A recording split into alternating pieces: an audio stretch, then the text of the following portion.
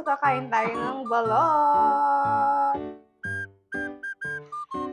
So, iiwan ko itong bato. Bato, okay. Balot sa bato ata. Pag hindi niluto. Ayaw, makalaki mo.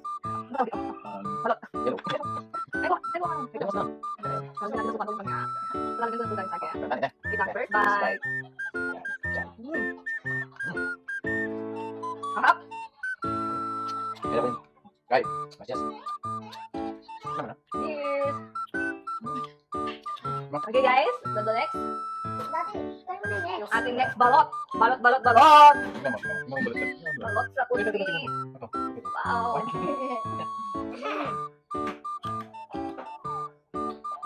Actually guys, nung isang araw pa to, kailan mo kasi ito binili? Monday. Nung Monday pa to guys. Ano ngayon? Wednesday na. So, 3 araw na siya. Pero okay lang, hindi naman, basta nakarep siya guys, pwede pa siyang kain. Alam naman natin kung ano yung lasa ng sira.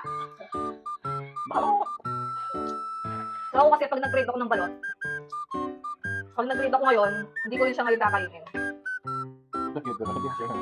Para gusto ko kumain ngayon, tapos kapag binili nila ako, hindi ko rin siya kakainin ngayon. Kaya nagtatagal yung mga pagkain. Yes.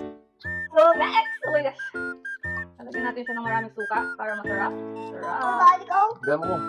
Ayan, okay na yung suka. Hindi mo ganun. Next. So masarap din siya. Ayan.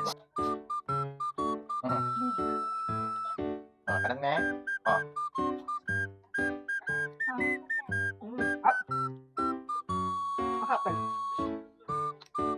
Masarap ang balot kapag masarap yung suka. Ayoko yung balot kapag sinasawsaw lang sa atin. Yun lang.